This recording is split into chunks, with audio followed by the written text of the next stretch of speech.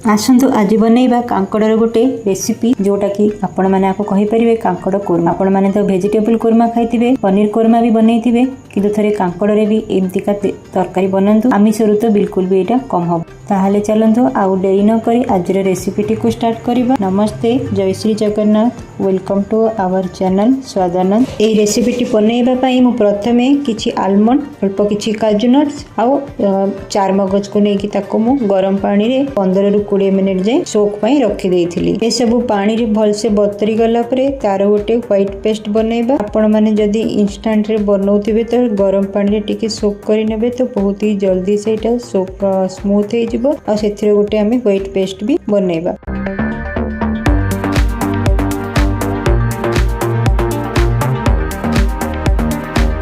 एबे कांकड़ आउ आलू को नहीं कि राउंड शेप रो काटी नबा। ताको टिके पतला पतला करके काटिबे। आपण जदी चाहिबे तो कांकड़ रो स्किन टिको मध्ये अल्प अल्प के काडी नेबे। एबे देखंतु हमर आलू आउ कांकड़ को एतिकी पतला रे को राउंड राउंड रे काटी नबा। एबे ताको दबा। एबे कांकड़ आउ आलू को नहीं कि भल से पानी रे 2 ରୁ 3 थर जाई ताको धोई नबा। जेहेतु कांकड़ रो स्किन टी बहुत रफ थाए तो सेतिरे डस्ट बहुत रहिबार चांस थाए।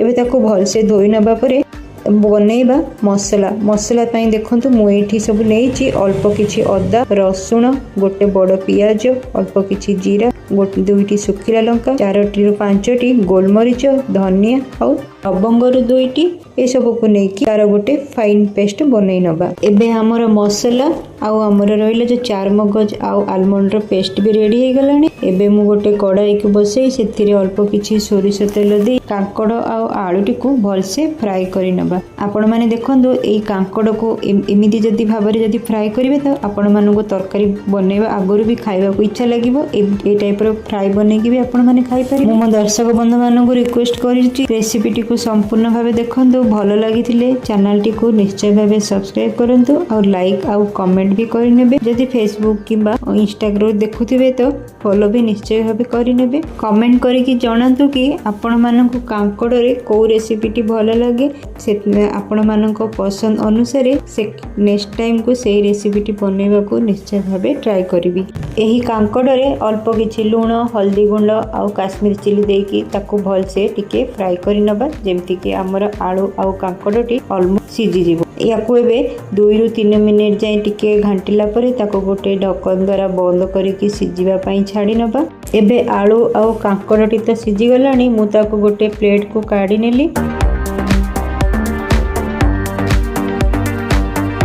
एबे सेही पैन रे ही अल्प किछि सोरिष तेल देकी सेथिरे दबा अल्प किछि सोरिष और जीराटी को दबा। सोरिष और जीराटी भल से भाजी हे गला परे हमर जहा मसलाटी बनिक रेडी हेतिला ताकू देकी भल से फ्राई करनबा जेमति कि तेलटा ऊपर को आसी जिवो। देखंदो हमर मसलाटी तो एठी फ्राई हे सारलानी। एथिरे दबा किछि टमाटो प्यूरी।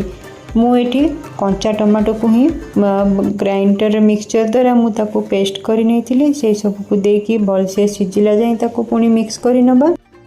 एबे देखंदो हमर मसलाटी तो बनिकी रेडी हे गला। एबे सेथिरे दबा स्वाद अनुसार लूण, अल्प किछि गरम मसला से सब को देकी पुनी थरे भाजी नबा। एठी आपण माने फ्लेम टी को स्लो टू मीडियम करि नेबे। मसलाटी तो बनिकी रेडी हे गला। सेथिरे दबा भजा आलू आउ कांकड़ आ सेथिरे दबा हमर आलमंड आउ चार मगज रो पेस्ट ए सब को देकी पुनी थरे 2 ରୁ 4 मिनिट जाए ताको कुक होबा पई दबा। एबे एथिरे दबा अल्प किछि गरम पानी। आपण माने एमती का तरकारी जेतेबेले भी बनैबे तो गरम पानी ही नियंती भाबे दियंतु।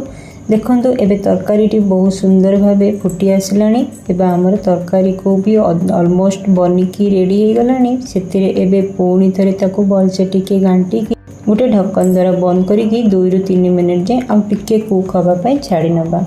देखंतु या भितर 2 ରୁ 3 मिनिट तो हे सारितिला। तरकारी भी बहुत भलो भाबे बनिकी हमर रेडी हे जाईची। एबे सेथिरे दबा अल्प किछि कस्तूरी मेथी आउ तरकारी टी हमर भल से हे गला परे ओलेला बेले सेथिरे दबा किछि धनिया पत्र। देखंतु बहुत ही कम टाइम भितरे बहुत ही टेस्टी तरकारी टी हमर बनिकी रेडी हे गला। आपण माने याकू गरम भात बा चपाती बा परोटा सहित मध्य एंजॉय करंतु। ताहले रहिली पुणी थरे देखा आउ गोटे रेसिपी सहित। Thank you. जय श्री जगन्नाथ।